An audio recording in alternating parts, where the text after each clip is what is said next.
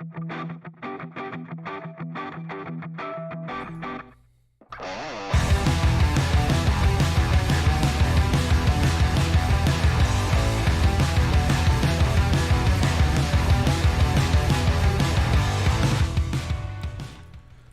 evening, everyone, and welcome to another edition, the round 6 edition of the Weekend Wrap, brought to you by CrowCast, of course. I'm glad we all survived it. We've got people on Discord and we've got people on YouTube. The bloke I was most worried about is also with us tonight. Macca, how you going, Mac? Oh, mate, I'll tell you what, the game was agony, wasn't it? It was at times it was pleasing with a great little bit of football, but towards the end, it was just absolutely agonising. And I was sure we were going to lose. And then, yeah, you know what happened in the last couple of minutes. And, at the end of it, it's the greatest relief I've felt for a bloody long time in a game. Yes, absolutely. Absolutely. Oh. It was. I was exhausted by the end of it. I was. I did feel exhausted. And he's going to have a crack at bloody Sunjet. He's having a crack at me all the time. Munjet, what's your problem, mate? Just lower your camera a little bit, mate, so we can see more than just your scone. There you go. Look at that. I was cooked by the end of it. That was a tough game to watch, and I'm sure it was a tough game to play too. Hawthorn brought the heat. And the pressure levels were sky high for most of the game, a season high in tackles. It was just all round just a difficult game. But it's good to walk away with the 4 points, and winning ugly is still a win, mate. It is. Mitchell obviously playing the style of game right from the word go, and it was interesting that. What he would tend to do is move his players up into our area, and if they ever did get a break, that's when they got their score, because they had a lot of players, and that left a lot of space open at the back. So, it was obviously a plan that he had because if you give us space up forward, we can cut teams to ribbons, and they really cut down on that space up forward. Yeah, they did. They played the game very well, and look. There's a lot of negativity around the place, but in my books, it's a banked 4 points, and to me, it was an excellent win under difficult circumstances. It was, and it was interesting enough. It took the old fellas to, not necessarily all of them, but really to get the game going. Like somebody like Sloan. Sloan came was fantastic, and I've been sort of a little bit critical with playing him, but I'm wrong. Yeah. All right. So before we get into all of that, why don't we do what we usually do, Macca, and go through the weekend's results and get them out of the way. I've got about 1,000 things on my screen here. Here we go. All right. So on Friday night, Mac. Fremantle, terribly disappointing. I don't know what's going on with them. He's reverted to a weird defensive game style. They don't seem to have any avenues to goal, and they got absolutely pantsed by the Bulldogs by 49 points. Yeah, look, it was a pretty ordinary game, actually, in terms of overall skills. The main skills, of course, rested with the Dogs. Bontempelli played an absolute blinder of a game, and he was ably assisted by Treloar, and finally the bloody coach put McRae in the centre, and he got 11 clearances the minute he put him in there, and I think that was also another thing. So really, it was really down the Dogs' end most of the game, and I thought Freo didn't present much at all for the whole game, and if that's the best they're going to put up, they're going to have a pretty ordinary season. Don't you reckon? Yep. I agree. Their season is right on the cliff face at the moment. If he doesn't change some things up in the way that they play, then they're not coming anywhere near finals, in my opinion. Yeah, just a couple of things I want to make on that particular game. The ruck duel was great with Darcy and English. They were both great ruckmen. Yep. But the other thing I wanted to mention was playing. They played 2 first rounders for Jackson. Mate, he's not worth one. He's not. Do you know, I watched one of my favourite movies over the weekend, Macca Moneyball, and one of the key things that was said in that movie, and part of that theory, is that players are overrated based on hype. And I think Jackson is a classic example of a second ruckman that was in a successful team that was traded away for way overs because of hype. Absolutely. In fact, it was very interesting that while Darcy was on the ruck against English, they had moments of matching the Bulldogs. The minute that Darcy had a rest and Jackson ruck, well, it was all over. It just went one way, straight down the Dogs' end. He is just, well, I would be bitterly disappointed as a Freo supporter if that's all I got for 2 first rounders. Yeah, they sold the farm on that one for sure. Anyway, we'll move on. The next game was Port getting off to a fast start, but the Eagles really, tried as hard as they could under the circumstances to make a game of it, going down by 40 points in the end, 109 to 69. And, I reckon Port would have been hoping for a bit more out of that game. Well, they would have been hoping so, yeah, because they actually got outscored in the second half. And that's by a team that only had 29 players available for the game. So, it's by far from being their first choice team. But having said that, there were a couple of highlights in the game. I thought Rosie was beautiful to watch. He's a really beautiful mover, isn't he? And really, that's where they won the game. I mean, they just had that class in the midfield.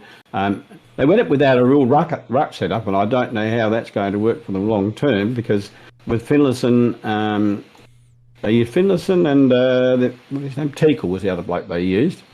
And West Coast actually dominated in the ruck. But, just the class midfield support. Except for, I thought, very, very ordinary game from Hawthorn Francis. Very ordinary.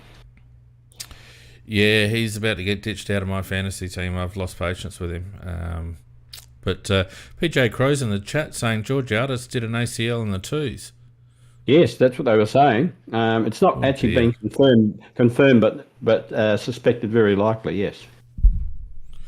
Yeah, already looking on the outer there for some reason. I don't know why they're not playing him. I know he's got a few problems kicking for goal at the moment, but he's not a bad lad, and he'll end up back in the West, I reckon.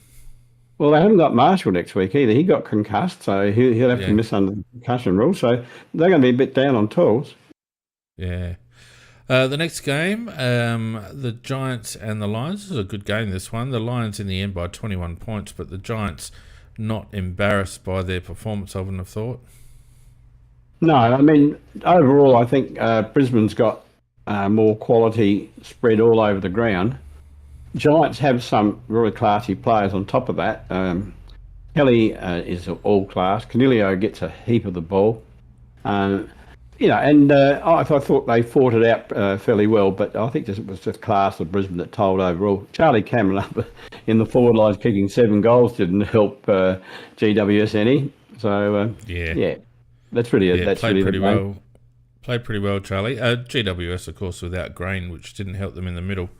They just lack a little bit up forward. The young lad looks like he might be something, but Jesse Hogan's not giving him much at the moment. No. All right, and then the next game, wowee, as BT would say, Geelong 130 to Sydney 37, 93-point shellacking by the Cats. It was horrible to watch. It really was horrible, because I hate Geelong for a start. I hate the Alphabet Stadium, so I'm behind the 8 ball right from the start. And then I'm watching poor old Sydney getting kicked off the park. Sydney had no hope before the game. They lost their tall backs, they lost their tall forwards. I mean, but they had nothing. No. And I think that they're in for a fairly ordinary season. Well, if they don't get a few back on the park and fit soon, then it's going to slip away from them, I would imagine. So, Yeah, not good. What do you think? What did you think about Duncan's bump? Do you reckon he gets weak for that? He should. I think he should, but all the Victorian scribes seem to think he shouldn't. But he's been cleared apparently, according to PJ. Well, there Wow, you are. that blows my mind. That blows my mind. Well, I'm It in really your camp. does. I am sure that he was wearing a Crows jumper. He would definitely have gone. Unbelievable. That is unbelievable. We got a lad who's now back in the twos, struggling for form after missing 3 weeks on the possibility of hurting someone. On the potential, yes. I can't stand it. Can't stand it. Anyway, we move on. Carlton and St Kilda fought out a hard-fought game. Carlton won everywhere except on the scoreboard in this game, really. St Kilda in the end by 22 points and maintaining top spot. Yeah, one of the games of the round, this one. It's again Ross Lyon. He brings his brand of football to a club, and he, as you know, his brand of football is very defensive. And while Carlton, they had the big guns up forward, and which they got 4 goals out of, but they didn't have much else to go to. And the interesting thing was how, if you looked at who kicked the goals for St Kilda, they were little guys I think Butler might have got 3, but then there was scattered amongst a heap of other players. So they're not relying on any one player to get their goals. They're just taking it as they come. Yeah, but they just scratch and claw and fight, typical St Kilda. And there are a couple of classy players there as well. Typical Ross Lyon side. And Ross Lyon sides are always hard to beat. Yes, indeed they are. You've got to make the most of your chances, and Carlton just didn't. But I'd hate to break for that team. I really would. And the late game this afternoon, the Suns doing my tips no good, getting up by 43 points over the Kangaroos, 97-54. Didn't watch the game. Macca, what can you tell me? I watched a little bit of it, and then I got sick of it. Look, the Gold Coast were too good for North Melbourne. Sheasel came right back to earth. He'd been getting 30 plus a youngster. They tagged him very hard, and he only had, I think, about 6th position in the first half, something like that. But the midfielders, Gold Coast were right on top, and then back line played the game of his life for 133 Dream Team points, and I was absolutely delighted with that, as I had him. Not much to say about the game. Not a great standard game. No, and to be honest with you, really, the round hasn't been that great. After the excitement of Gather Round, a bit of an anticlimax this week so far, but we still do have the Monday game, Melbourne v Richmond, and then, of course, the Anzac game on Tuesday, Collingwood, Essendon. So a couple of potentially really good games, although Melbourne could do a number on Richmond if Richmond don't bring their A game. But I reckon the Collingwood-Essendon game might be a good one. Yeah, I think it should be a beauty, actually. So you are right. I mean, it's been a pretty dull round, apart from us with our game, and other people might say it was a boring round, including us. But, when you have a game as tight as that and then you get up in the last breath, like as we did, no, you couldn't say that was boring. But I think the rest of the game definitely wasn't boring. And if anyone's been watching or had the good fortune to go to the Live Golf Tournament, that's certainly not boring. I've never seen a golf tournament like it. It's fantastic. Have you seen it, mate? No, I haven't. Did you go? No, I didn't get a ticket. I would have loved to have gone. Everybody has been raving about it, and it's fantastic. There's more barracking at the golf than there was at the bloody Suns North game, I reckon. Like, it's just incredible. I've never seen a golf tournament where there's cheering and like catcalling and all that during a bloke's swing. It's just incredible, but it's a completely different game. Fantastic. Well, I'm just watching the chat, and some pricks raised my background. Poor eyes, Billy, shut up. Is it? Is that? Come on, mate, get today? it together. I Yes, just it asked finished you. today. They only play 3 games. 3 rounds. They don't have a 4th round, right? Okay. I wish I had watched it. It was very good. No, Live isn't Mickey Mouse, Vardy. It's a proper tournament. It's just been brought into the 21st century, mate. And it just goes to show that professional sports people can play with a bit of crowd noise and a bit of distraction. And everyone that they interviewed, every golfer that they interviewed at that tournament loved it. So be good to have that for the next couple of years as well. So March, April, again, shaping like a good time to be in Adelaide. Yeah, I've got it's been outstanding over the last, let's say, 2-3 weeks for Adelaide. You know, some of the shopkeepers and some of the stores who might be struggling a bit, pubs and accommodation, all that type of thing. I think they've had a great lift in this period. And Malinowskis, while he doesn't do everything he promises, he's done a great job in this area. He really has. He's done pretty much everything he's promised and then a bit more, mate. So he's doing all right in my book. The thing, I was talking to my mate this afternoon, Mac, and because his old man used to play at Grange, so we've had a few hits there. And I was saying, imagine the old fellas next weekend at the first tee in the Saturday comp, and they're all yelling out while the other bloke's having a hit because that's what they saw at the tournament. That'd be all right. That would be fantastic.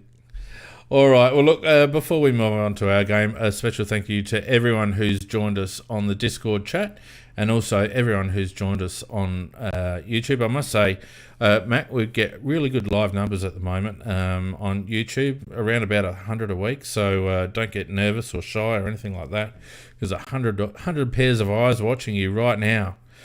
I wouldn't worry me if it was 1,000, mate. Oh, I mean, it would have been better if you'd got your curtain organised. But anyway, you know, and of course, we are live and interactive. So those that are on the live stage in Discord, if you want to have your say, you know what to do. Lift your virtual hand and we'll get you on. And look, I was hoping this man would come on. Because I've never seen anyone so dark after a win as young Scorpus. How are you, Scorpus? Hello. Is my voice sounding okay? I thought I should probably check that before just jumping on. All good? Probably just bump yourself up just a little bit, mate, if you can. Just a little. I'll figure out how to do that in just a moment. Yeah. Oh, you've probably seen some of my big footy posts. Is that what you're talking about? You would have thought we lost. Come on, mate. Well, I mean, it was looking like it was going to be a loss up until the last minute, but we won, so there's that. But certainly not a convincing win. But I'm sure we'll get into it. We will.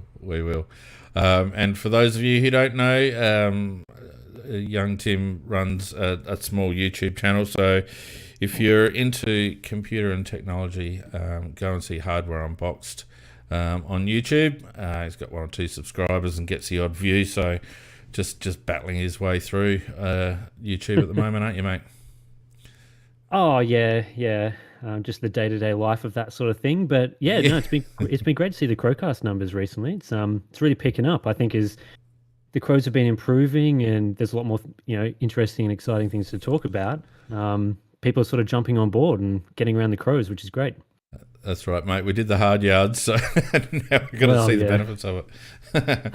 All right. Can we start this before we made a grand final? Was it like 2016? I remember doing this. So 2015. 2015 was our first year. So we were 2 years in when we hit a grand final. Yeah, they were good years. Well, I mean, they were kind of good years. You'd take Walshy out of the equation, and they were kind of good years. But it's been a bit bumpy for a few years after that. Plenty to talk about, though. Yeah, that's for sure. All right, let's get around our game, because it wasn't a bad win, Tim and Macca.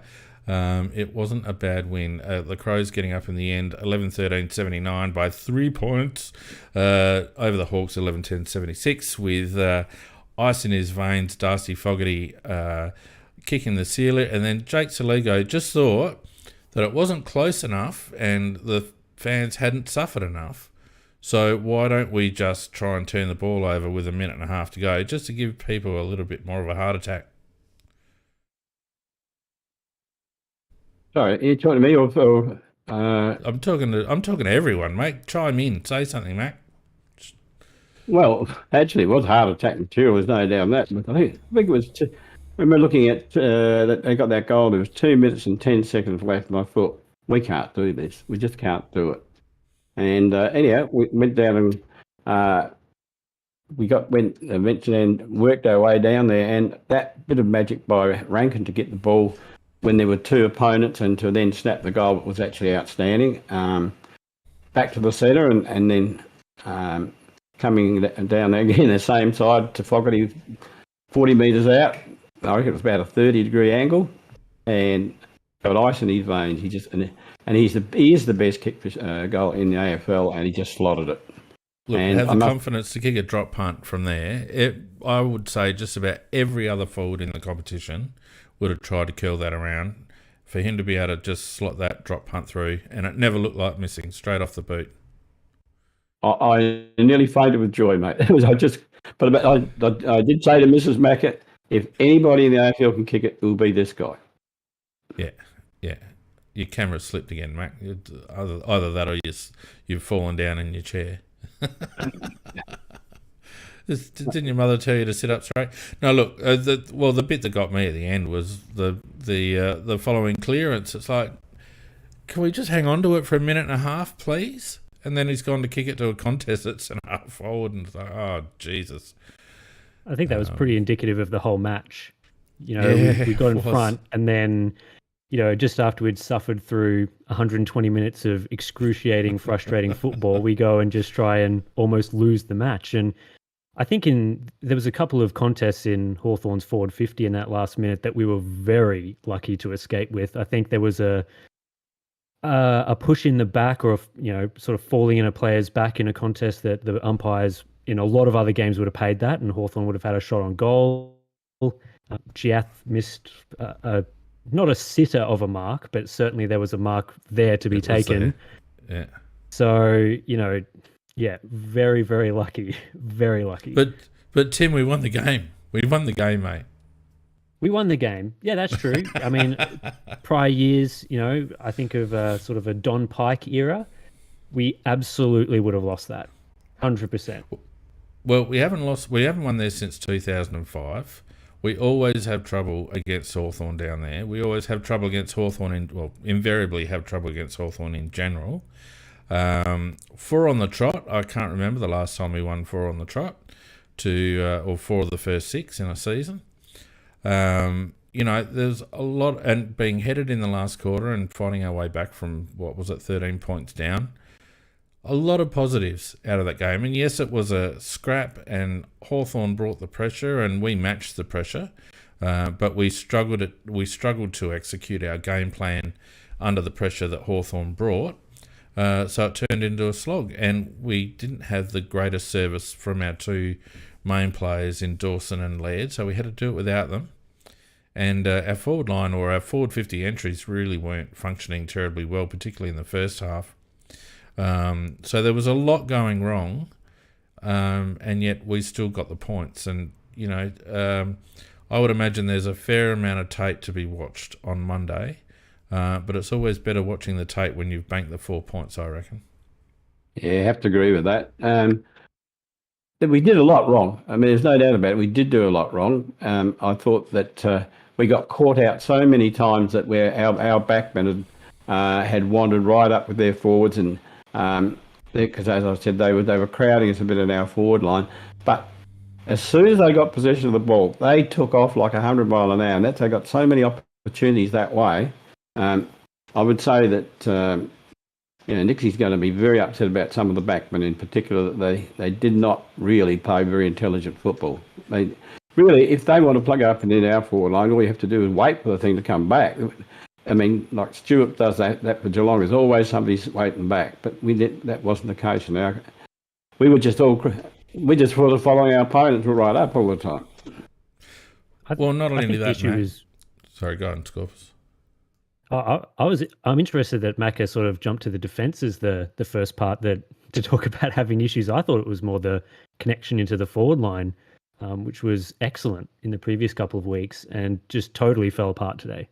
Yes, but I agree with you that you're right about that. But that's what I'm saying. They did crowd it. We didn't have we started off with a little bit of space in the forward line, and there was some couple of nice goals got. But they gradually more and more just came down into our forward line and crowded. So we didn't have that freedom of movement that we always have. And so you are right that the forward line did not file anywhere near like it always does. And that's one of the reasons I reckon Mitchell, his coaching was good to prevent that. It was a flood for sure.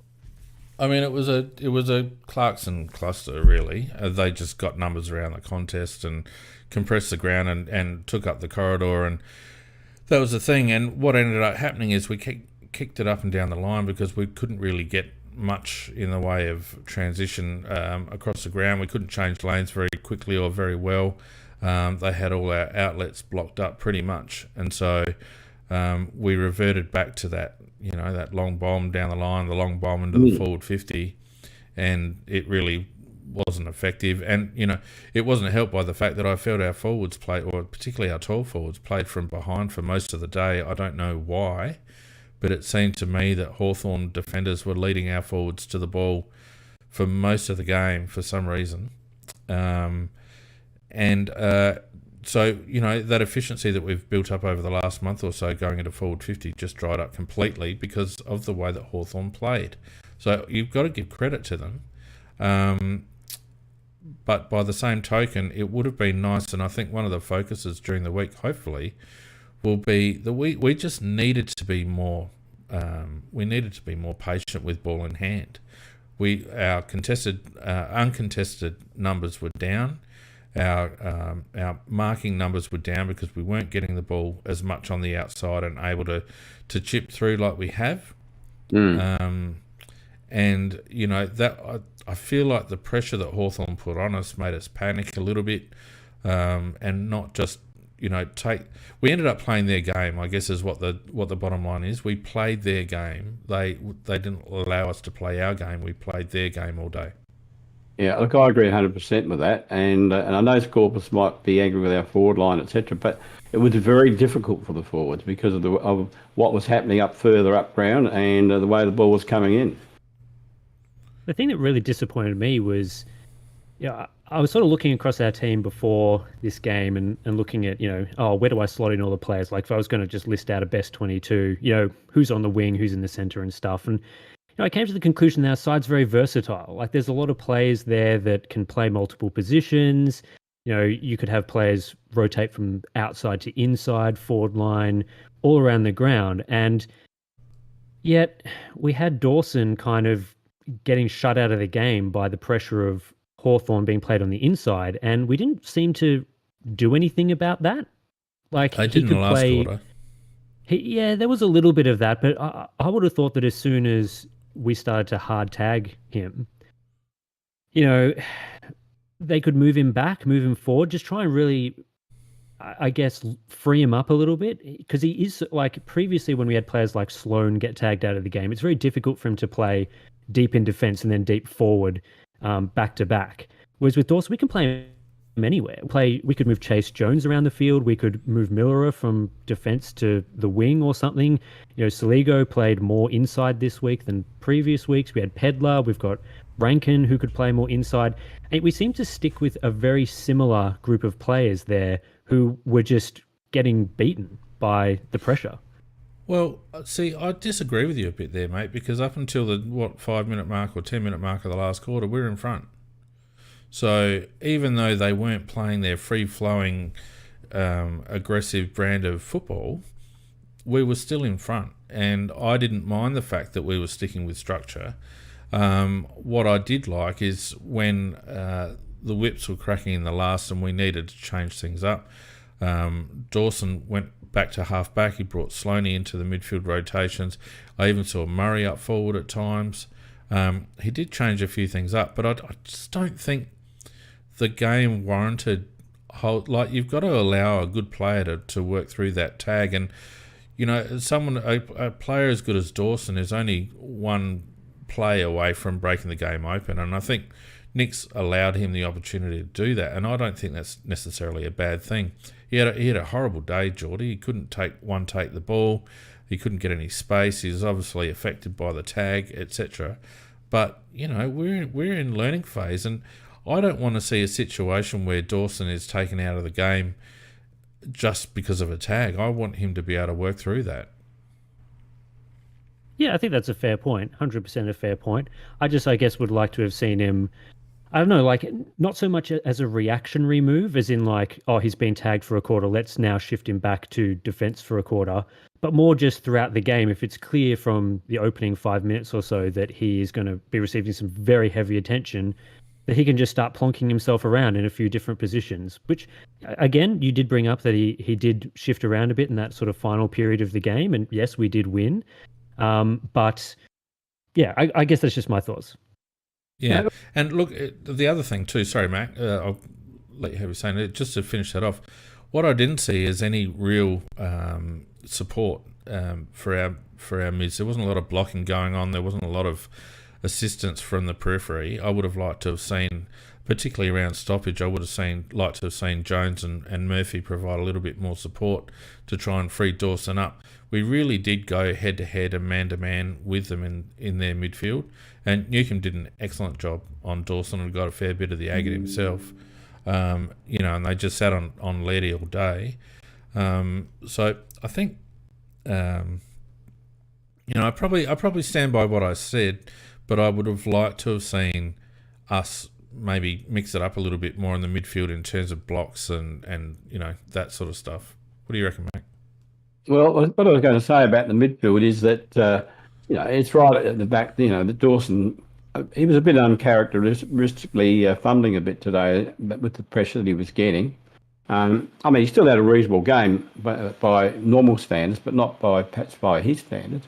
Laird, he was tagged all day, but still, you can't stop Laird. He still had some 29 disposals, I think it was 13 tackles or something like that. But the interesting thing is in that last quarter, they were tagging Jordan and they're tagging Laird, but Sloane was untagged, and Sloane was the driving force in that last quarter. So, you might have been losing on the swings, but there was a little bit coming back on the roundabout. So, I do agree that I would have moved probably Dawson back a little bit earlier, but he did go back late in the game when the game was up there to win or to save, whatever. So I don't think Nicks did a lot wrong, and I don't know what else much he could have done. There probably is, but I'm not a professional coach, so I'm just going by what I see, and I think it was just a grind, and it was just a matter of who was going to grind the best. Yeah, and look, the stats reflect that. We might just quickly go through the stats, I think, before we, talk too much about individuals, because, stats-wise, it was a very close game. We had 352 to 355 disposals. We seemed to kick it a little bit more than they did. They were using handball to get through our defence on transition a little bit more. Inside 50s, 53 to 47 our way. Disposal efficiency was fairly even. Our efficiency inside 50 was back down to human levels, which you'd expect. You can't expect to be up around the levels we've been for the last couple of weeks all the time, particularly in a pressure game like that. Frees were even, although I didn't think the umps had a very good day. In stoppage, 52 to 45 hitouts. I thought, without going into it too much, I thought O'Brien had a bit of a stinker today. I felt like he was beaten at ruck by another lad who can jump, and he could not grab a ball all day. Clearances, however, 38 to 47 our way, centre 11 to 9, stoppage 36 to 29. Contested posies 134, 145. You can see there what I'm saying with uncontested ball. They got us on the outside a little bit more. It was pretty even, 212 to 206. Turnovers fairly even. In the air, marking 78 79. Marks inside 50, 7 to 14. I reckon without knowing, a lot of those would have been in the second half, because in the first half we were woeful. Contested marks 8 to 7 their way. Intercepts 67 to 59, and that's really indicative of the fact that they were just cleaning up our long bombs into forward 50 quite regularly. And we didn't have the composure to try and change the game up in that sense. So, really, the stats don't really indicate much. 88 tackles to 75 indicates exactly how much pressure was on. I think that's 163 tackles, I think, is a season high so far. Tackles inside 50, 16 to 8. All the stats really show, the team stats at least, is that they got the ball a little bit on the outside and they didn't allow us to play our outside game. That's what it boiled down to. Empty Scorps, you got anything to say to that, mate? Yeah, that's how I saw the game. I think it was interesting that we ended up beating them in clearances. Hawthorn's a very strong clearance team and has been throughout most of this year, despite, trading out some of their inside midfielder players from the previous year. They've managed to really nail down that area of their game, while they might be still lacking in a few others. But I would be very interested to see how many of those 47 clearances from us and 38 from Hawthorn were effective. I imagine a lot of them went immediately into another contest. I know that a ruck contest that goes into just another ruck contest isn't often counted as having a clearance there, but certainly it felt like a lot of the, we'd get out a handball or a short kick and it would just immediately be another stacks on pile sort of situation. It'd be very interesting to see how many of those clearances directly translate into inside 50s. I don't imagine it was too many directly out of one clearance. Yeah, I remember seeing the stat. I think at half time, I think we scored 2 goals from centre, but most of it was happening from turnover, as you'd expect. I reckon a few of those centre clearances for us at least would have been in that last quarter. We did actually, with Sloane in the middle, supporting Laird, and I think Keys actually went in there for 1 or 2 as well. We did seem to get on top in centre work in the last quarter. We did, and we did actually get a couple of clean clearances out of there in the last quarter. Yeah. Be interested in Scorpus's thought about Riley O'Brien's game today. I thought he got done by young Reeves. Reeves, I think, is going to end up being a good ruckman in time. He's still only young, and O'Brien's been around a long time, but I thought he got done today.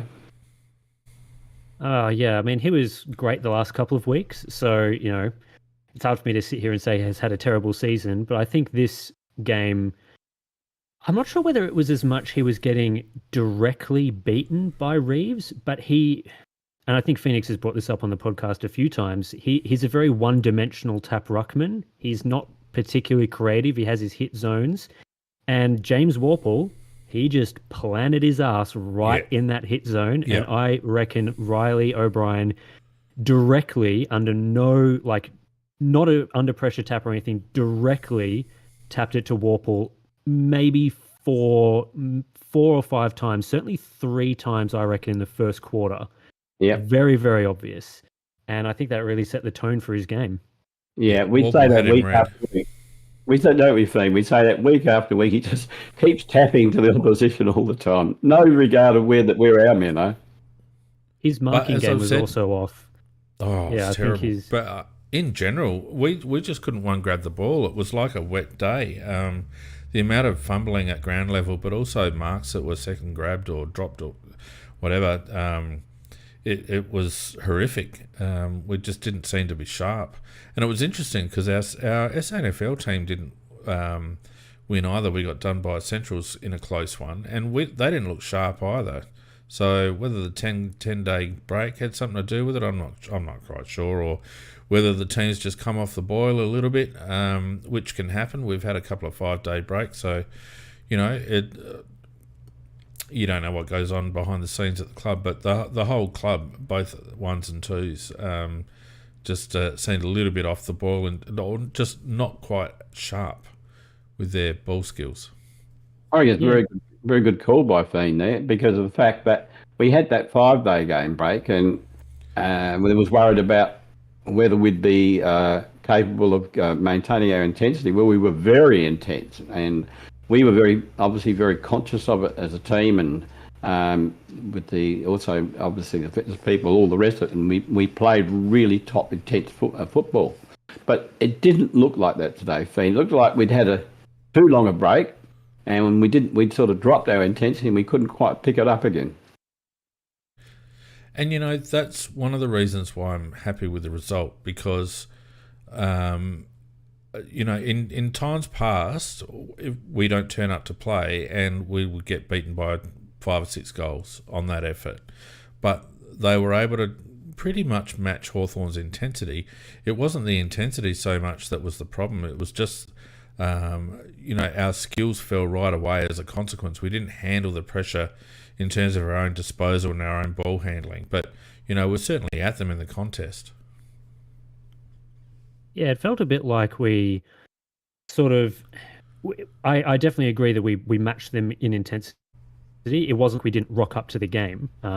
We've seen plenty of times us going down to Tasmania, like in 2017, where we just don't rock up and, they get on top and smash us by 60 points to 0 in the first quarter, or whatever the score was back on that dark day. It felt like not so much that they, just didn't have the intensity, but were kind of a bit shocked that Hawthorn was preventing their game plan from being executed. That's sort of what it felt a little bit to me like. Like they were certainly expecting a fight, but maybe not that much of a fight. And there are certainly times when, some of our players have been doing a few, they're trying to do a few party tricks, handballs over the back of their head, a few selling candies and that sort of thing. And those sort of things didn't really come off today, when in prior weeks, I think they might have expected those sort of moves to pay off a bit more.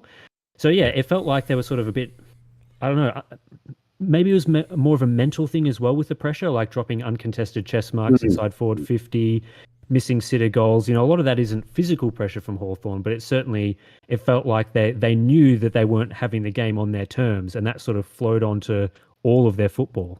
Yeah, good call. Well, and there is something called implied pressure, Tim, and after when you realise that a team is going to be at you all day, then you'd start feeling that pressure, even when sometimes it's not actually there, and that's the benefit of putting pressure on your opponent. You can force them into unforced errors just by your presence there, and that's something that Hawthorn did all day. They didn't let us have any free ball. They were up in our grill the whole day, and as you said, at times you could see our blokes fumbling and lacking composure in situations where they didn't really need to rush. And they seem to have Hawthorn at least had a very tight inside structure. Like they had a lot of players very close to our outlets, like Laird and Dawson, to prevent them from getting to our outside players. And that was very, very effective. Like they were just... How many tackles did we see today where Hawthorn had 2-3 players just right there to tackle straight away? Whereas in a lot of our previous games, we'd really relied on, our structure was holding a bit further out of the contest. So that allowed us to spread really effectively. How many times we see against Carlton that we just very quickly were able to transition from outside to in, and Hawthorn, by crowding up the ball so much and chucking so many bodies in there, I guess maybe our players just didn't have that same vision to the outside players. They were really beaten badly in that area, I think. Yeah, and that's a classic Clarkson cluster where he compresses the ground, makes the ground small, puts a lot of players around the ball, and what we needed to do was to slow the game down, because once you slow the game down, naturally the ground opens up again because players move and, space opens up. But they didn't allow us to get another free ball on the outside where we had the opportunity then to slow the game down and allow the ground to open up. We kept going down the line. We kept being forced to get rid of the ball under pressure. And I was a bit surprised after half-time that the way we played didn't really change all that much. I thought there would have been a bit more of a focus of hanging on to the ball, Mac. Yeah, look, you're quite right. At half-time, I expected the coach would have a good chat to the players and point out what they were doing and what we were reacting and doing, and to try and change our approach to the whole thing and perhaps try and dictate rather than be reactive. But it really was just a continuation after half-time. Whatever he said through one ear and out the other because I didn't see any change at after half time. Yeah, and look, that's great because again, this is a uncharted territory for us. It's not often that a team will set up to try and beat us. Usually, a team will set up to win the game. But we had Mitchell specifically set a game plan to beat us. I reckon they would have sniffed that we might have been on the tail end of a bit of a run and due for a loss. They play well down in Tassie. There's a lot going for them, and I reckon he would have had them set for this game, particularly after they lost in a heartbreaker to GWS the week before. So as I said before, there's going to be a lot of tape to look through, but a lot of things to be gained from, the result aside, a lot of things to be gained by how we handle that pressure and how we move the ball in that circumstance. Just to both of you gentlemen, I'm very glad we had a game like this and won it, because it also exposed where weaknesses lie in our game, in our game plan, and also in our personnel. And from your point of view, both of you, would you be making certain changes either to our game plan or more particularly to our personnel? Well, apparently our SANFL team didn't play very well. I unfortunately didn't get a chance to watch it, but I heard that not a lot of players put their hands up. So that's kind of unfortunate because in a game like this, you really want to, maybe shuffle around some of the weaker links and bring in someone that was performing really well from the SANFL. But it just doesn't seem like that happened. And I believe Berry got injured potentially there.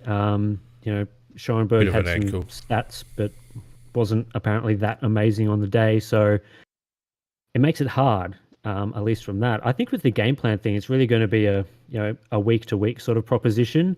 If we have another Sam Mitchell type game plan where they come in and try and stifle us like that, we're going to need to come up with a more effective plan. But, there's other teams that are going to allow us to play more the way that we played against like a Carlton or Fremantle, or even a Port Adelaide game, which was a fairly contested game, but we certainly had that game more on our terms. So, it would be nice to have a sort of that fabled plan B that people in Big Footy always talk about with their coaches. But I think our plan A is good enough. It just, in a game like today, if we just executed our skills better, it wouldn't have been as close. So, yeah. I'd agree with that, Tim. I reckon it was more about execution.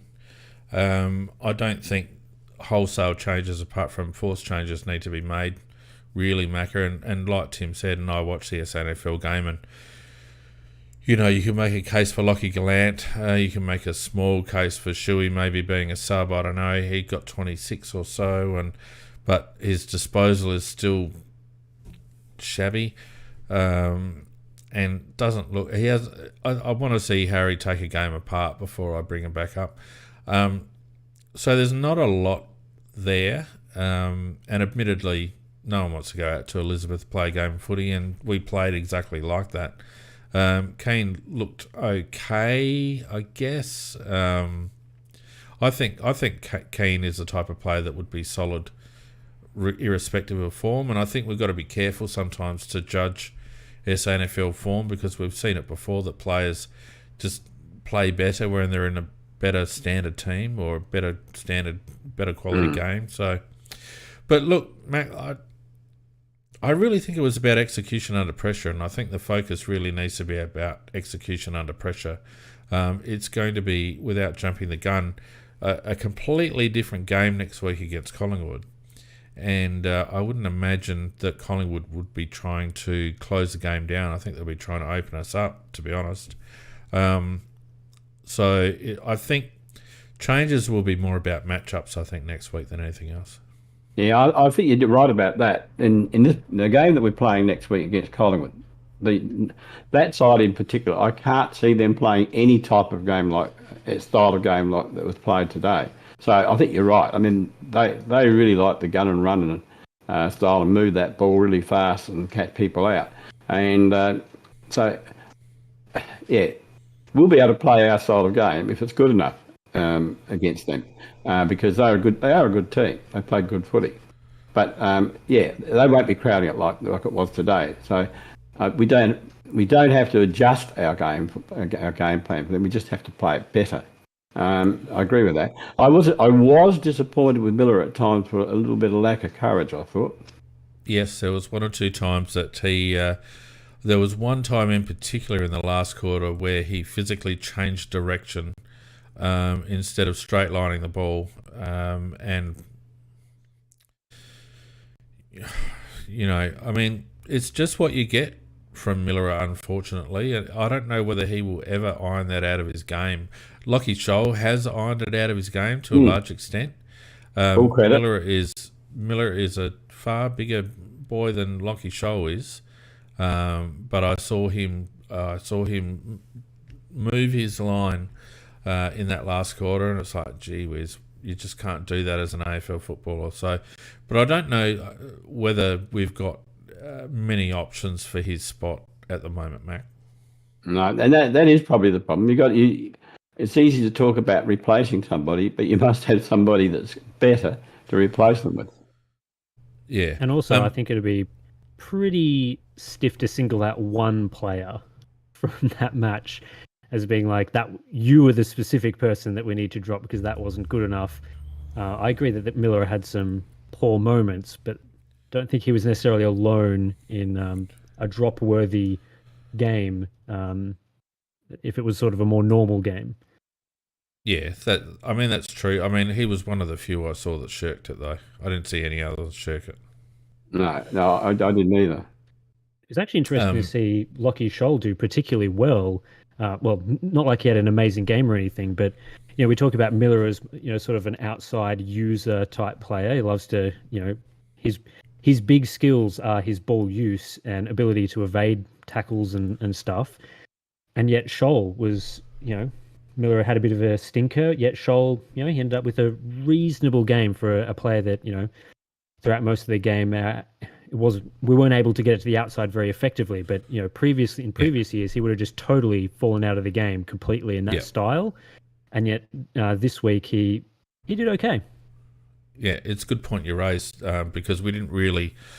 we weren't allowed to use him in that outside, transition role, but he still found ways to get involved. So you're right, Tim. Let's have a look at some individuals while we're at it. And of course, we're talking Rory Sloane, who I thought was probably certainly integral in us getting over the line in the last quarter.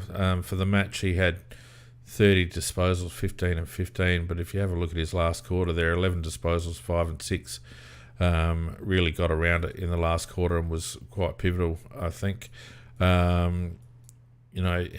had 12 contested possessions, 17 uncontested possessions, only turned it over 3 times, 2 intercepts, only kicked a point, had 1 goal assist, 7 score involvements. So, and again, I reckon, might just have a quick look, I reckon that might have all been... How many goal assists did he have in the last quarter? Where are you? Oh, it doesn't. Oh, none. Oh, well, there you go. He had 1 goal assist for the game. So, score involvements, I mean. Oh, yeah. 7 score involvements. 2 marks, 2 uncontested. 414 metres gained. 12 centre bounce attendances, 5 clearances, 3 centre clearances, and I reckon they were on the last quarter. 2 round stoppage, 7 tackles, 1 inside 50, 3 kicks inside 50, 1 rebound 50. Pretty solid game from a bloke who we all thought would be struggling to make it through a game, let alone, be our best player. You and I were both guilty of that, Fiend, that we were very, very dubious that he was going to be an asset to the team, let alone be the one that sparked off enough for us to get up and win the game. So, hats off to Sloane. He's always been someone you can be proud of for the club, and we thought he'd probably finished after that knee injury, but by God, the man's got courage and guts, and he played very well today.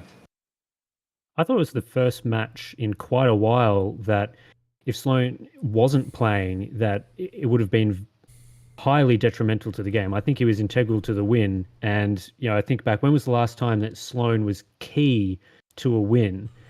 You have to go back to, the Don Pike era for sure, and then it's what year then? It's certainly many years.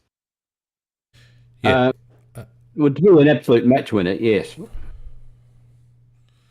Yeah, and look, he was, because in that last quarter, he settled the midfield. We got a little bit on top in the midfield because of his presence, in my opinion. And around stoppage as well, he worked his ass off, and it was like, he's not going to be able to chase down a runner. He's not going to be able to run both ways effectively. Just hasn't got that in him anymore. But around the contest, he was exceptional this week. Yeah, and sorry, Tim, go ahead. No, go on, Mako. No, all I was going to say is that he's been the captain of the club for a long time, and Dawson, I think, has done a magnificent job taking over as captain. But the way that Sloan, the type of person Sloan is, he's an extra captain. He's a guy that is so footy smart that he can actually make a lot of moves and help out if Dawson's not looking at that particular area. Yeah, I think Benzo in the chat makes a really good point. They're utilising Sloan very well this year. They're not relying on him, but they're using him in short bursts, and he's coming in and doing a job, whether it's to settle down, try and stop a run of clearances, or just provide a cool head for those little short, sharp bursts, and it's working out perfectly at the moment. He, at the moment, he's justifying his place in the team, and he's interesting. I heard him interviewed during the week, and he says he's got no plans of retiring either. Same as Walker, they both got plans of carrying on. Yeah, Walker reckons he's going to play until they stop signing his contract. So, yeah. And why wouldn't you? It'll be up to the club to have the courage to do that. Well, Walker played. He's outstanding today. Walker was. I thought he played excellent football. Yeah, he did. Look, just before we continue, again, thanks to everyone who's joined us on YouTube and in Discord. Don't forget, if you're watching us on YouTube and you haven't yet subscribed, that would be really helpful if you could. That'd be great. And don't forget to give us a like. And if you're on Discord and you're on the stage here and you want to have your say, now's the time to do it. So stick your hand up and we'll get you on. And also, now, Tim, I'm not sure whether you've got yourself around the CrowCast merch, mate, but it's much better than the little blue and white crap that you roll out there with your silly little channel. It's actually got some graphics. So if anyone wants any of the merch, we've got some T-shirts there, we've got some mugs and other bits and pieces. I think there's a hoodie there that I'm waiting on delivery at the moment, which looks all right. Go to aflcrowcast.com and you'll see our little merch shop there. Get around it. It's pretty good stuff.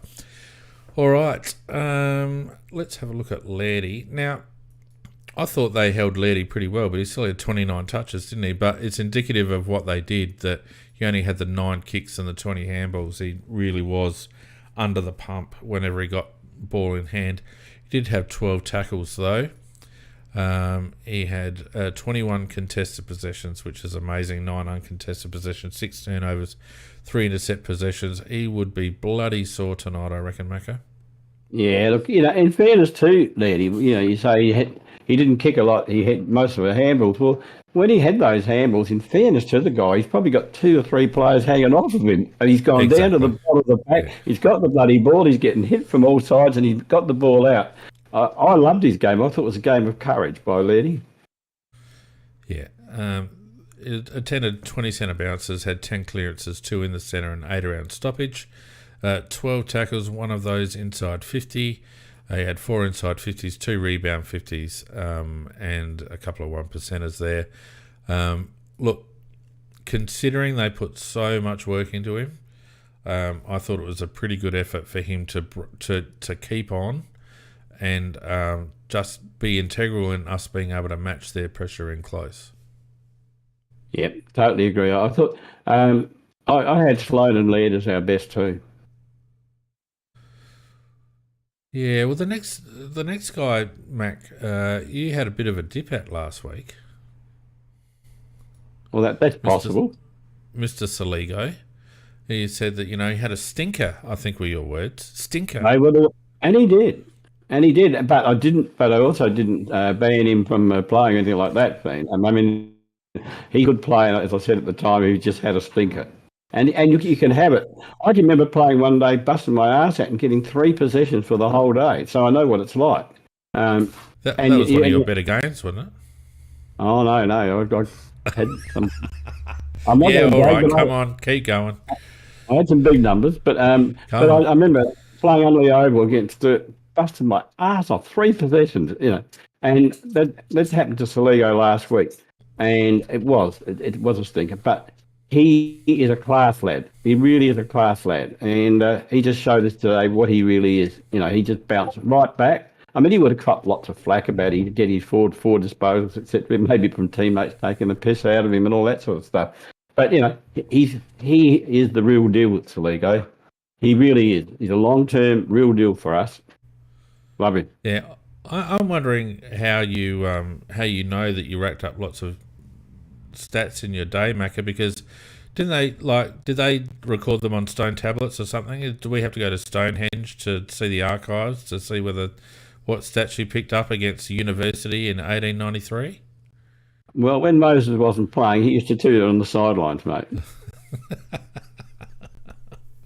There's the Dead Sea Scrolls, and then there's your match stats for round 6.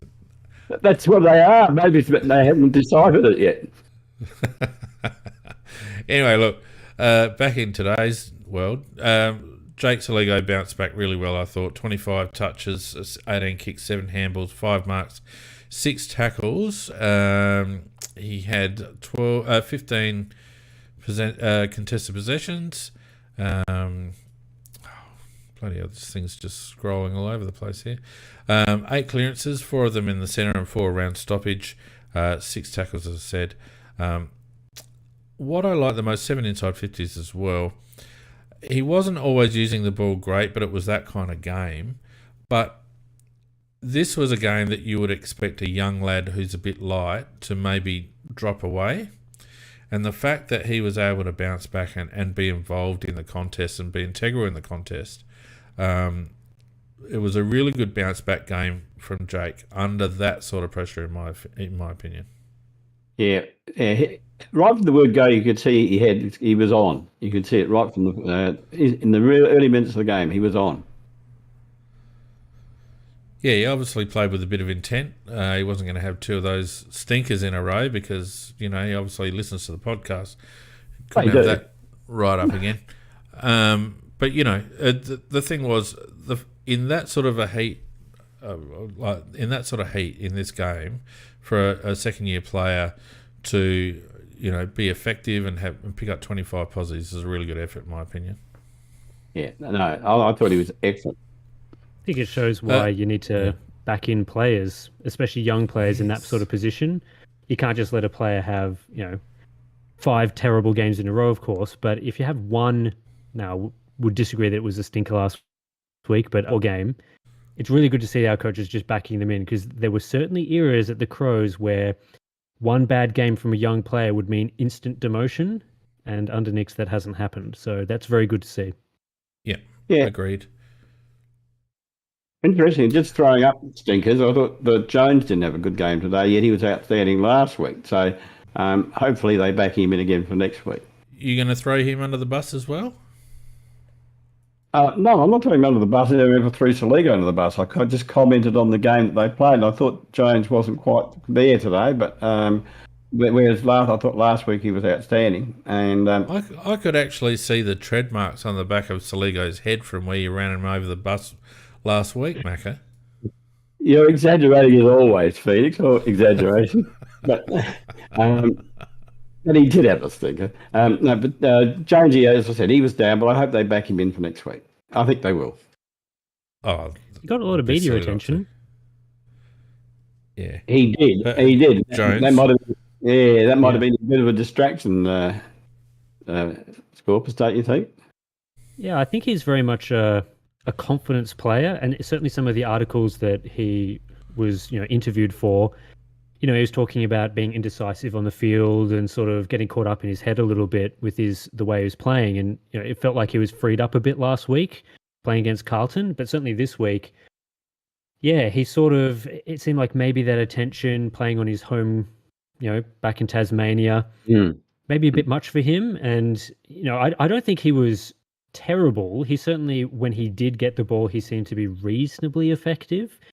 There was that one time where he was he just got bowled over basically with a bit of a lack of awareness of what was going on around him. But yeah, the rest of the time I thought he was, when he got it, he was okay. But yeah, for someone who it seems to be the struggle is more on the mental side of the game for him, I think maybe a few of those articles and media attention stuff was a bit premature. I would have liked to see him just sort of fly under the radar a bit more, just sort of go about his business quietly, keep building, and not just have the big article about, hey, our pick 9 from 4 or 5 years ago suddenly doing something. Just let him keep going. Just simmer it down a little bit and let him play his game. Yeah, I think the other thing too is, Tim, Macca and I talked last week about how we thought Chase was benefiting from a very structured role and a team that was working to structures a lot more, and he seemed to understand his role, and he didn't have too much to think about. And if you think about today, the way the game was played, and it was very congested, and there wasn't a lot of options, and people weren't moving, and he was having to think a bit harder about what to do once he got it. And I think when he got run down by, was it Impey? I can't remember who it was. That was classic, I think, where he just didn't know where to kick it because all his usual outlets were cut off. So I think Chase really benefits from that structure and knowing his role and understanding where he needs to go and where he needs to put the ball in certain circumstances. Yeah, good call, I reckon. Good call. Yeah, the defensive side of the game has certainly been an issue for Chase in the past. I remember the early days of his career where we seemed to be playing him as sort of like this weird defensive midfielder where his main goal was like blocking opposition players and not trying to get the ball, where it's always seemed like his best games have been when he's focused at going hard, attacking the ball and delivering the ball forward. And yeah, as you say today, when you don't have that opportunity because we don't have much of an outside game going, and a lot of the inside work is being congested and it's down to players like Laird getting the ground balls and so on. Yeah, it becomes a bit more difficult for him. And I just hope that over the next years we can continue to solidify that role for him because he has traits which are worthy of being in our best 22. But I don't think he'll ever be a Rochelle or a Dawson type player for us. But you need role players, and someone like Chase can be that role player. But yeah, I think in games like we saw today, it was just not suited to him. Yeah. Speaking of which, Geordie Dawson found out what being the number one kid in town is all about. They obviously came with a plan with Jordan, and I don't think Jordan was in great nick as it was. Still had 24 touches, 13 and 11, had 5 marks and 5 tackles. And it's always the way when you start being the number one player, your baseline is judged a lot more harshly. 13 kicks, 11 handballs, as I said, 4 contested possessions. 18 uncontested possessions, 3 turnovers, 3 intercepts, 7 score involvements, 5 marks, all of them uncontested, 1 inside 50, 480 metres gained. I think we had 480 to half time or 480 to quarter time on it last week, Macca, or something ridiculous. 27 centre bounces, didn't get a centre clearance and only 1 around stoppage, which shows you how much he's struggled in those 2 facets. 5 tackles, 3 inside 50s. So, look, they did a pretty good job of blunting his impact on the game. And it just goes to, it makes the win all the better that we won without him being a really big influence. Yeah, in fairness to Dawson, I will say this: you're quite right. Everything you said about what they did to him was true, and you read out his stats, and they are not bad stats for a guy that didn't have a good day. So, I mean, that shows how classy the guy really is. Playing with Dawson in some of the previous games he's played in the middle, he's very much that second receive player. Like you want a Laird type to be getting the ball on the ground and handing it to Dawson, who can then deliver the kick or pass inside 50 or wherever we're going. And the way Hawthorn played was obviously designed to completely shut that down. And you can really see in things like the ground ball gets stat that, we had Laird with 12 ground ball gets, Saligo with 11, Sloan with 8. And you have to scroll all the way down to find Dawson with only 3 ground ball gets. And when you're a player that isn't super suited to that sort of style of play, and you're more that sort of inside-out midfielder, and that's exactly the sort of player they're trying to shut down, you're going to find it pretty difficult. And I feel like Dawson, he sort of suffered from being that. I don't think he played well, but he suffered from being that sort of player that we were trying to get the ball to, but then they were just always all over him, and he was sort of second grabbing it and stuff. So a very difficult game for him, and I'd hope that he learns a lot from that, and he can sort of think of more ways to get involved, because certainly other teams are going to try tag him. There's no doubt. Yeah, I just he's quality. He'll work his way through that. I think he also wasn't helped, Tim, by the fact that we weren't getting a lot of first possession in that centre situation. As you said, Warple was doing a really good job of reading O'Brien's taps, so it often wasn't Laird that was getting first use, and therefore he wasn't getting that first give.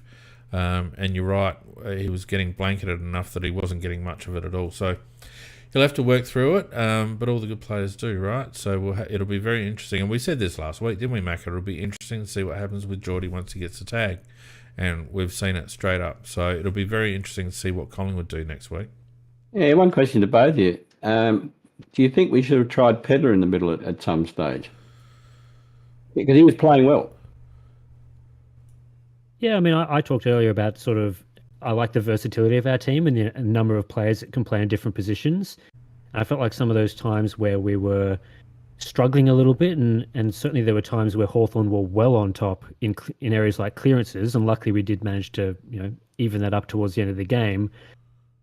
So yeah, I feel like Pedler, he had some good moments, and as someone that we've sort of we drafted him as a midfielder, it would have been nice to see some more rotations. If it wasn't him, then there was certainly other players we could have moved into the middle, but as Phoenix said, we got away with the win, so something was going right, and maybe the role that Pedler's playing is still effective. I don't know. Yeah, and can we just relax in the chat? No need to start calling people names. We're all friends here. All right.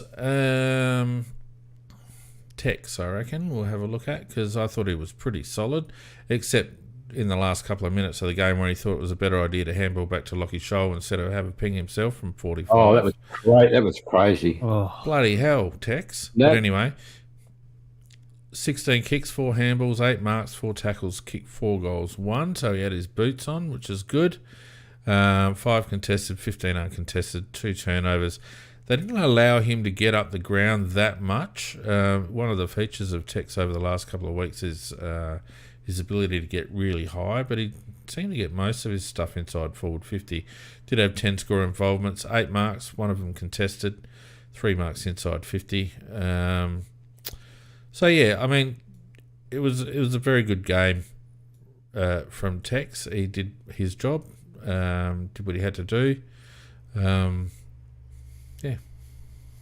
Yeah, I think he didn't make too many mistakes, but that one he did make was a glaring one, a really bad one at a really bad time. So, and I was thinking that might cost us the bloody game, that particular move, because he was in a position to have a shot for goal, just hook it around the body. Why he meant to handball, I just do not know. But yeah, look, in fairness to Tex, take the whole thing, his whole game as a whole. I thought he had a big influence on the game, and I think with 4 goals he kicked off memory, and it was nice to see he had his straight kicking boot back on today. I thought he had a surprisingly good game considering how close they were paying attention to him, and they paid attention quite closely to Fogarty and Philthorpe as well, really trying to shut them out of the game.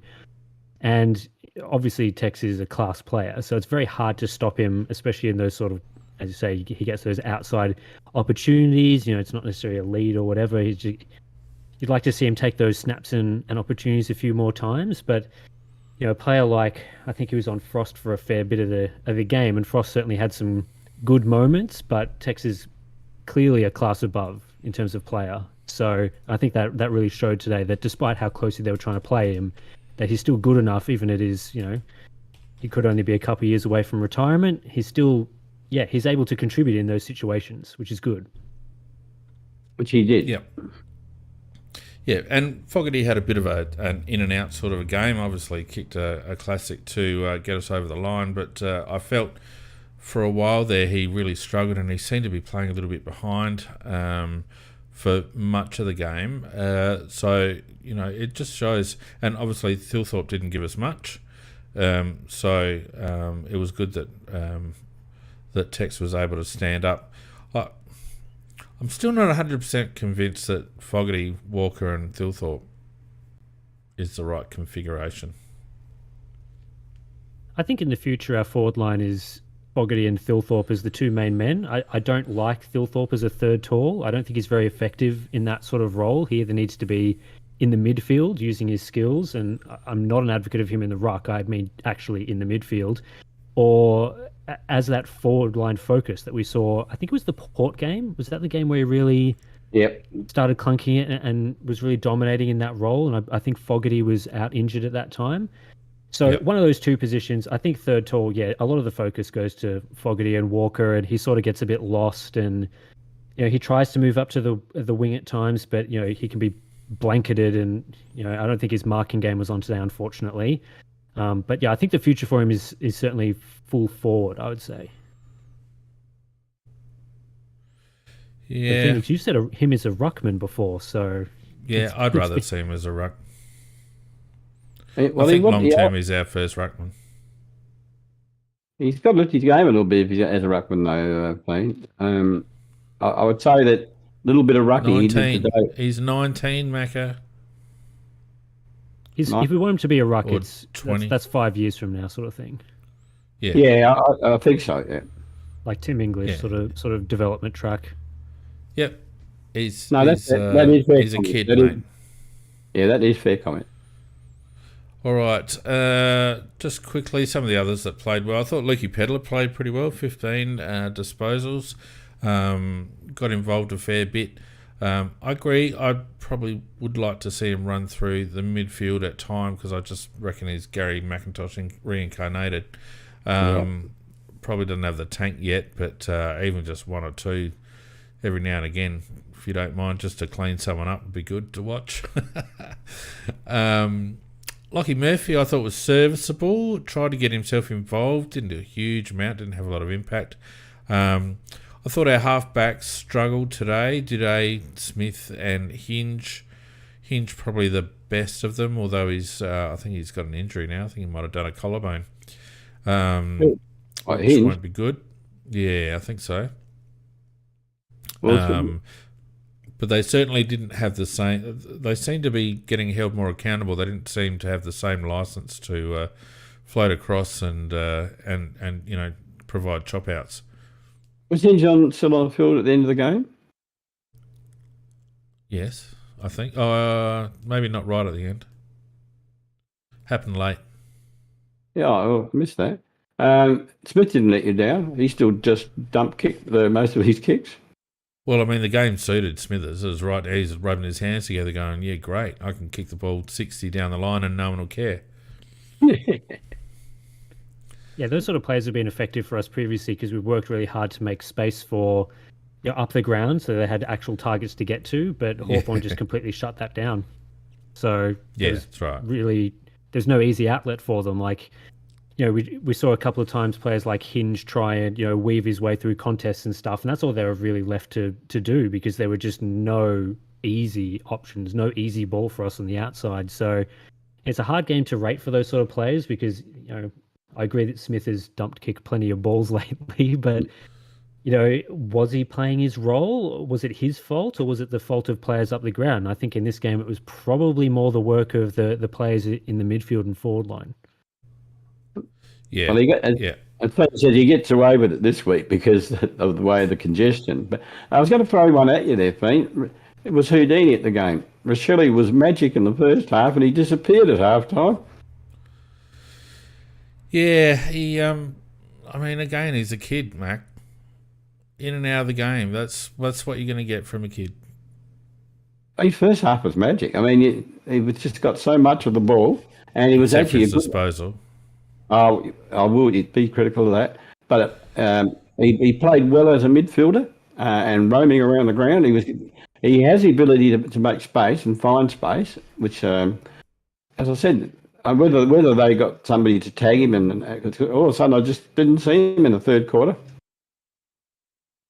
Yep, 8 disposals in the first quarter, 4 marks, 2 tackles. Second quarter, he had also 8, 6 kicks, 2 handballs, 2 marks, 3 tackles, kicked 2 points. Third quarter, donuts, 2 tackles. And fourth quarter, 5 kicks, 5 disposals. So worked his way back into it a little bit in the last. Overall, 21 touches, 14 and 7 tackles, 6 marks. But you're right, Mac, it was all in the first half. And, I don't know, maybe they got someone to play closer to him, maybe ran out of puff, maybe just fell out of the game. Again, a young kid. But he's a classy young kid. He really is a classy young kid. He's got a great future. He's got to watch he's got to work on his disposal, don't you reckon, Tim? Yeah, that's pretty much exactly what I was going to say. I think the last couple of weeks his disposal has been questionable, but I think some of the time it's not a decision-making issue. Like sometimes with poor disposal comes, part of that is due to poor decision-making. It seems like Rochelle is he's making some good decisions. There was one kick inside the forward 50, which was a good decision to try and hit up. I think it was Fogarty on a lead, but he just the kick didn't come off. But you could see what he was trying to do. You could see that that was the right option to take, but he just needed to execute the kick a bit better. And certainly a lot of the poor disposals that he's had I felt they're more on that side of the equation as opposed to maybe the Ben Keys shots at goal decision making where it's a poor kick, but also he's in a terrible position and was never a chance to kick that goal. So I think if he tied up that little bit, that sort of 10%, 20% better, he'd be a very, very damaging player. And we've seen that earlier in the season, so hopefully he can get back to that. Macca, I reckon Josh might have a little bit of the drop the ball from too high at times too. When he's running at pace, he tends to give the ball a little bit of a loop when he's going to kick the ball, and I reckon that affects his how flush he kicks them sometimes. Well, his kicking was off today. There's no doubt about that. When you see him running in a controlled manner and he is straight lining a pass, like hitting up someone coming at him, he drops the ball very straight. But when he's running at pace and he needs to kick the ball a bit longer or to an angled lead, his technique falls down a little bit, in my opinion. So hopefully someone's got a little bit of an eye on that. I'm sure they will have, and they'll work on it with him. He's got massive potential. I find your confidence reassuring. Good. Benny Keys was quiet, 12 and 5. We've spoken about Miller, we've spoken about Jones. I thought Nick Murray, obviously didn't get a lot of touches, but I thought, again, he did pretty well. Max Michelani, again, didn't get a lot of it, but again, just showed his class at the death with that deft little kick that, split 2 Hawthorn players and hit Tex. I think it was Tex, or was it Rochelle? Rankin, can't remember. Just has a bit of class about him, doesn't he?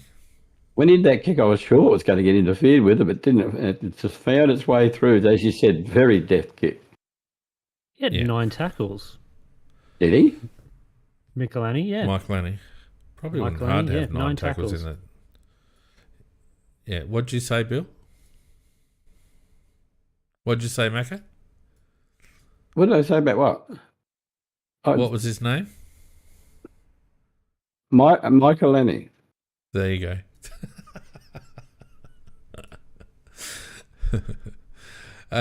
Look, it's hard to talk about too many other players, unless there's anyone in particular you want to talk about. Obviously, Isaac Rankin. Again, the thing I like about Isaac is that he's actually getting a bit of ball up the ground. He's working particularly hard, and I think what we thought we would get would be a mercurial forward who we hoped would be able to run a little bit through the middle, but he's shown himself more than capable of doing so. And I actually wonder whether he was the one that could have benefited from a few more or a few runs through the centre, Mac, to be honest with you. Yeah, I think you're quite right. He's actually a very versatile player in the sense that I think when you're right on top and your midfield firing, he's a guy you keep up forward and to snap the goals. But today, yeah, we could have perhaps used him a couple of times up there.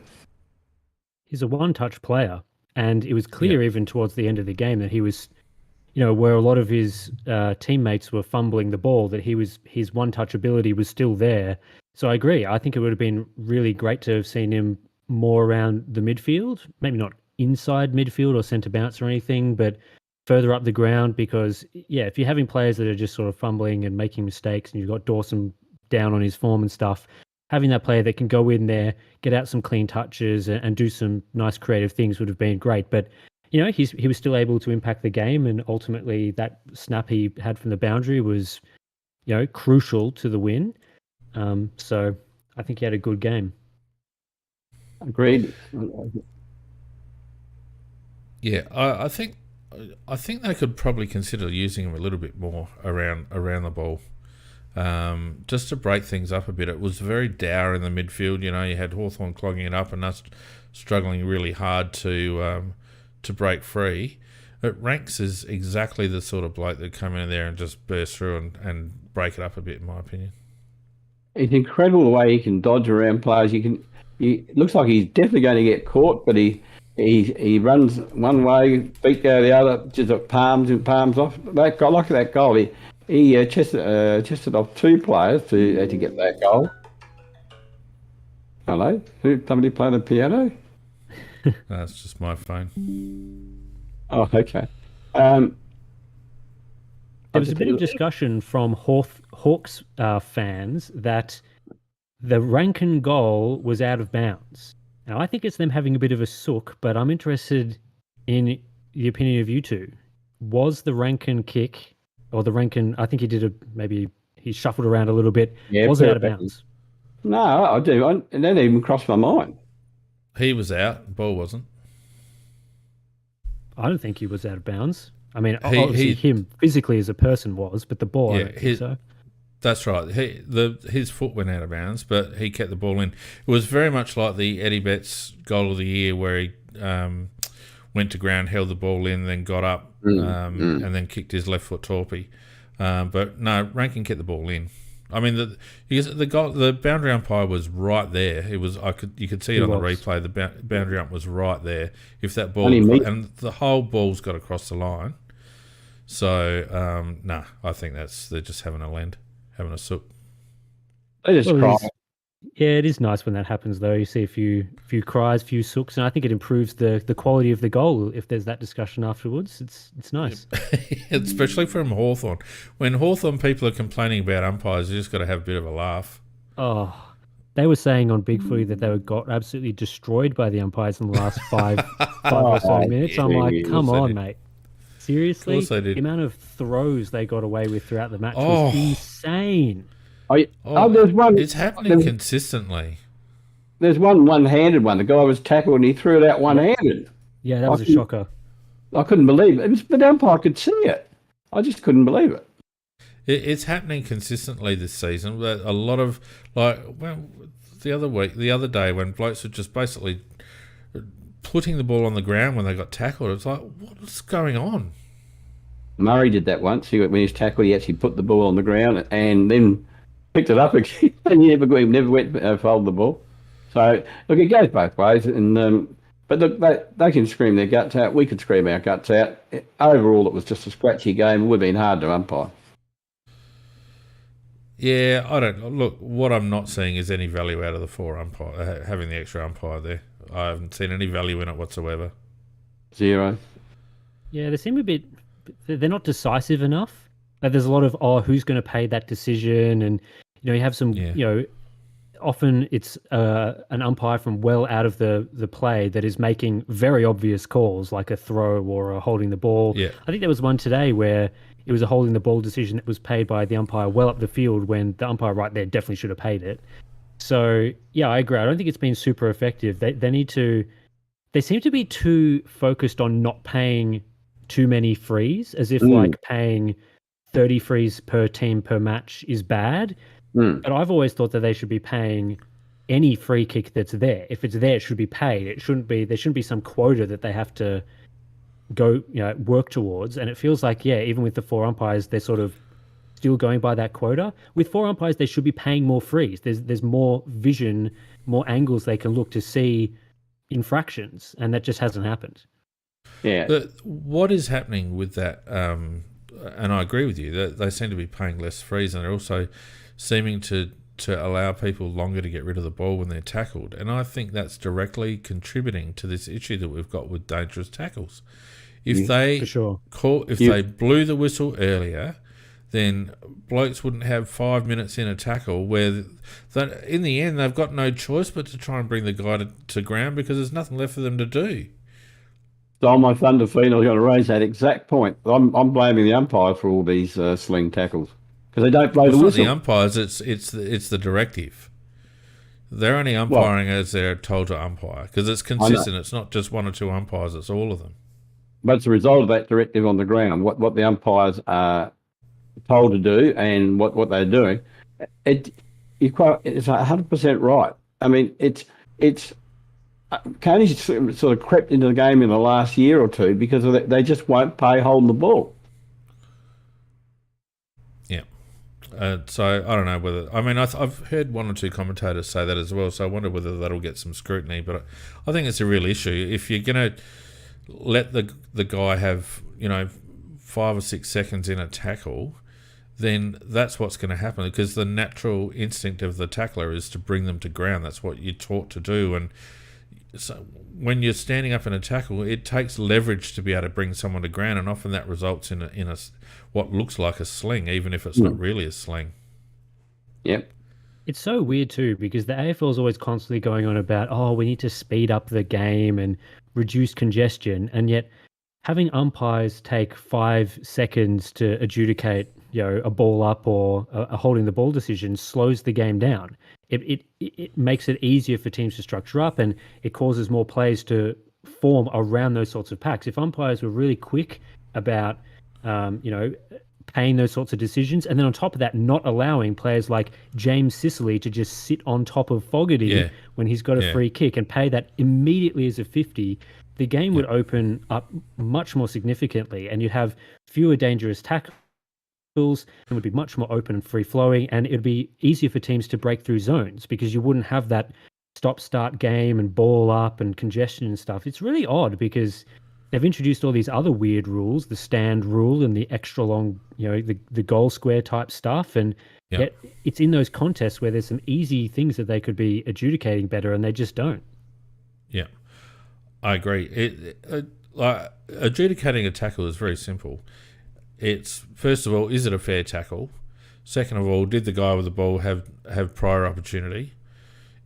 If not, blow your freaking whistle. You don't have to wait to see if he can get rid of it. If he can't get rid of it straight away, it's either holding the ball if he had prior or if it's a ball up if he didn't.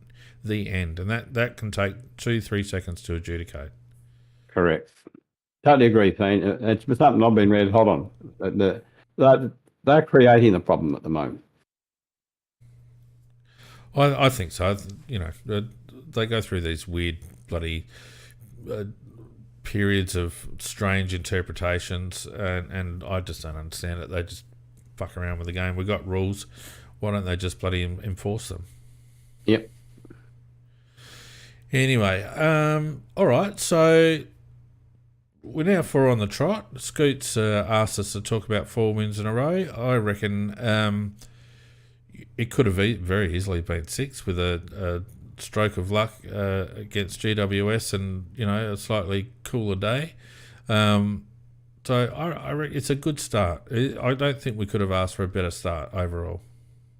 Yeah, if that first game had been played at 26 degrees instead of 36 degrees, I've got no doubt we would have won that game and the next game because that heat took it, and we had a 5-day turnaround that really took us out of it. Out of us against Richmond, we tied in the last quarter, as we did it in the first game. So you're quite right, Pete. It could have easily been a really strong start with 6 on the trot. But it just shows we have improved this year. We've definitely improved. What do you reckon, Tim? Yeah, I agree. I think last time I didn't actually come on the show, I don't think, but I sort of jumped in when a few things were happening. I think it was around the Richmond game, and I was like, oh Yep. no, when's our next win coming? And yeah, I couldn't have been more wrong about that. Oops, what a It's not like terrible you call to from not me on like you that to one. be doom and gloom. Oh well, a few years of really, they've beaten me down, the Crows boys. Unfortunately, a little bit there, but yeah, I think it's been an interesting start because if we looked at our fixture for the first 6 weeks, before the season, and you saw that we were playing Richmond, we were playing Fremantle, Port Adelaide, teams that you would expect to be, and Carlton, teams that you'd expect to be sort of coming up towards the finals and certainly in contention for that. And we've come out looking pretty good against that. And we've beaten Hawthorn and Tasmania, where we never win, except this week. Yeah, you're probably going, oh, that's going to be a really difficult period and a really, really strong start. But I think it's actually the next period, funnily enough, that is going to tell us perhaps more than what we've seen so far. Playing Collingwood, we play Geelong at Cardinia Park, we play St Kilda in the next couple of weeks. Those are difficult matches, and it'll be very interesting to see. And then we play the Western Bulldogs after that as well. So very difficult matches. And yeah, it'll be interesting. I think it's still a bit on the knife's edge as to whether we can make finals this year. It really hinges on whether the teams that we have beaten and played well against are genuine finals contenders or not. I think it's clear at the moment that a team like Fremantle is not going to be around the mark this year, but potentially Port, potentially Carlton are still there. So yeah, when we're playing these sort of teams that are very much going to be around, like Collingwood, it's going to tell us a lot. So I'm really keen to see how we go next week. What are your thoughts? I mean, about winning. About winning against Collingwood? Yes. I think it being at home is significantly in our favour. I think if we were playing this at the MCG, I'd say we're pretty difficult, pretty much not going to win. I think at Adelaide Oval, though, I'd probably have this at maybe like a 60-40 game in Collingwood's favour. I think if we're playing our A game, if we bring the game against Port Adelaide or Carlton, that sort of style of game is good enough to beat Collingwood at Adelaide Oval. But, if we're playing more like against Richmond or against Hawthorn and they try and make it a scrap, which I don't think they will, I think would be in a bit of strife. So, yeah, I think it's slightly in Collingwood's favour, but I think they can win. It's definitely not like at the start of the year, I would have definitely penciled this in as a loss. So they've improved in that sense. As Vardy points out in the chat, Collingwood travel pretty well, and they don't do too badly at Adelaide Oval. So, not sure whether the crowd obviously it'll be pumping if there's not 50 plus there, and that. Yeah, I think it's very much a crowd sort of thing. I don't know, Phoenix, whether you cut out there or not, but I think it's very much a sort of crowd getting behind it. This game is primed as a blockbuster now. Previously, if we'd faced a sort of team like this, it would have been less of a blockbuster. It would have been very much like, hey, we're playing against the sort of bottom team against top team sort of thing. It wouldn't have had that sort of atmosphere. But with the way the team's going, I think it's going to really help lift the team. We saw that against Carlton in that first quarter where, we got momentum at the start, and then the crowd was helping ride that wave right through to the end of that quarter and throughout, most of the game. Bain's quite right. I mean, he says, though, that Collingwood play Adelaide Oval very well. They've got an excellent record at Adelaide Oval. Having said that, we haven't been in this type of form for many a year either. I like that we won ugly today. I mean, we've been winning, playing well. The week before, our first quarter was just outstanding with the quality of football we played in that particular quarter, and just so it's going to boil down to whether we can reproduce that type of football. We'll get the opportunity to do it, I think, because Collingwood don't crowd games up, they don't clutter it up. They have their own attacking style, and they weaken the ruck area. So, Rob can at least should hopefully have some influence. One can only hope. Well, again, it's one of those games where he's going to have the opportunity to take the game by the scruff of the neck, and he has to do it. Yeah, and I think, if he can actually do it and give us the opportunity to have first use of the ball, then I think we can possibly win the game. But if we get beaten in the centre, well, then of course I don't think we can. We need to. Apologies, my microphone just dropped out there for a second, but that's all right. Go on, Tim. I think in this game, while our first game is good and certainly has the tools to beat Collingwood, we can't just sit and not address some of the things that make Collingwood the team that they are. And one of those is it's essential to tag Nick Dacos. They cannot let him run around. They have to hard tag him out of the game, smash him physically, because there's been a few question marks over that side of his game recently.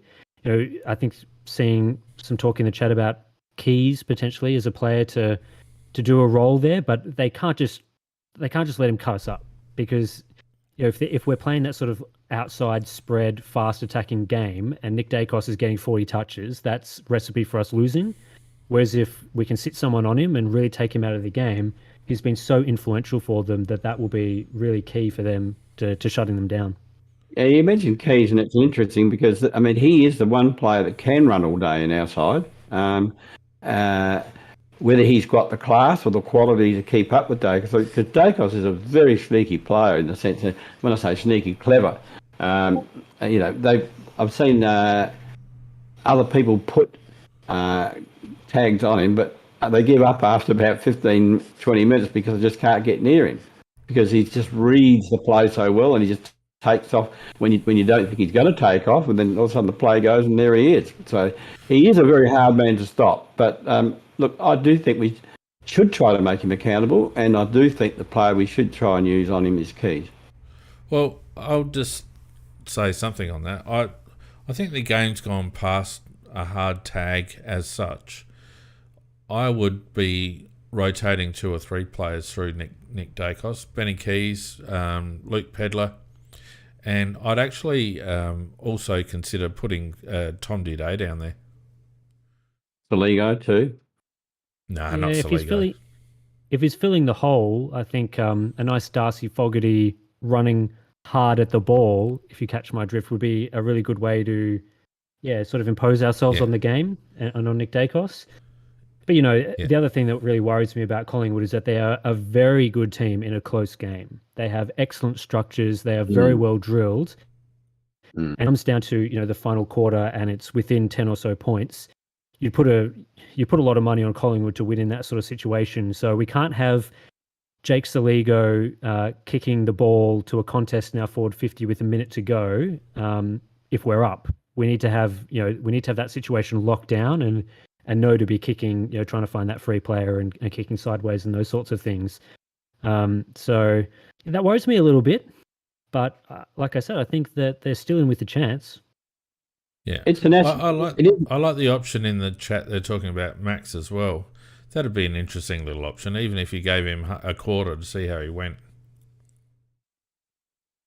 Well, I know Max has exceeded everybody's expectations, but gee, that is a big ask for him. Well, he only has to stop Dacos. He doesn't have to get 20 himself.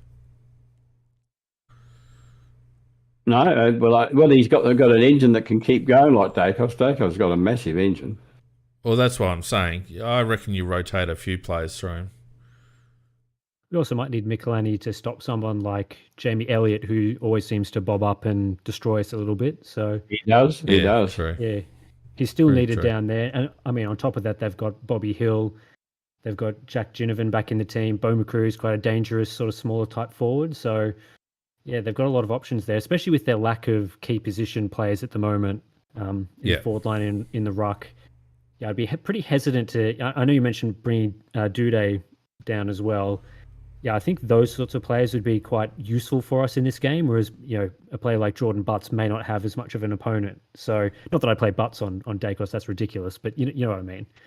I wouldn't mind betting that Butts is a tactical omission this week. Oh, yeah?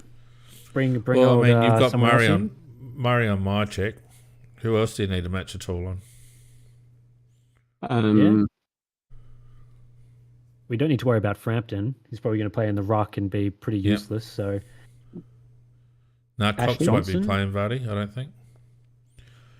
Ash Johnson will get a Duday or a Hinge or someone. Yeah, not a lot there for him. But who would you bring in for him? Would you bring in, Josh Worrell straight back in as sort of that more like for like change, or would you go a totally different sort of player? No, I'd probably bring in Berry if he's fit. They're saying Cox is in. If Cox is in, obviously we need that second tall.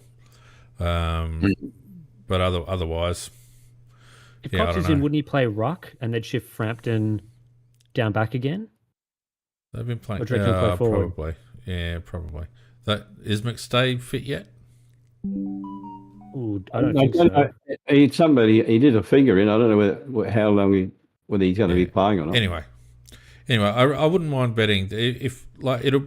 As I said earlier in the show, I think any omissions will be tactical, and Butts might be one of those. They've already showed they sub Butts out again this week, just to break it up a little bit.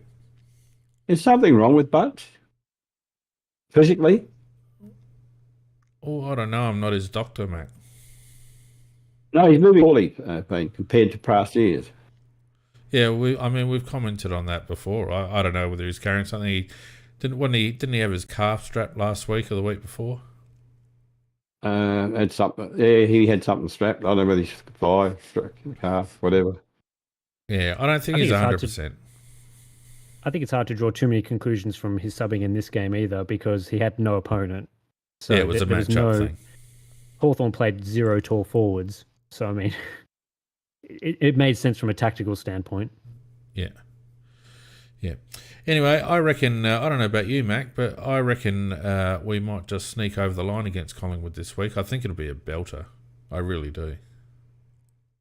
It should be a great game. And if we play up to our full capacity, they will, because they always do. So we're going to have to be the ones that have to raise our level. But I do think that we did drop our level this week. I think the 9 days, I relaxed just a little bit.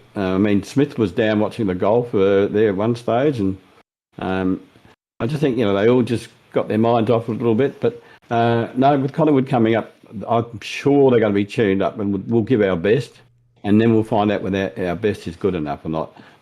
I'm going to say we can win it. I'm not sure we will win it.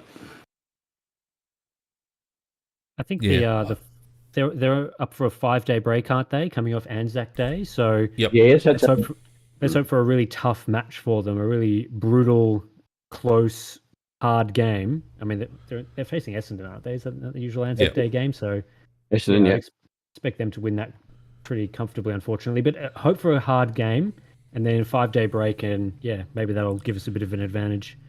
Sorry to burst your bubble, but statistically, 5-day breaks don't make a lot of difference. That's unfortunate. All right. Well, look, it's been a good night. I think that's probably time to wrap it up. Thanks to everyone who's joined us on YouTube. Over 100 live views again tonight. That's fantastic. Thanks, everyone. If any of you haven't subscribed and you like what you see, please don't hesitate to go ahead and subscribe. It will help us out. And hit the like button, of course. Those on Discord, Gatesy, I reckon Gatesy's been on the Terps tonight, so he's had a couple of timeouts, but he'll be better for the experience. Everyone else, thanks very much for joining us. No one else game to come on tonight, Tim, probably because of your vast presence on the cast tonight, of which we're very grateful, mate. It's always good to have you on board. Yeah, good stuff. Yeah, no worries. All right. In the meantime, have a good week, everyone. Thanks for joining us, as I said, and we will see you next Sunday for another weekend wrap. Good night, everyone. Yep. Yeah, good night all.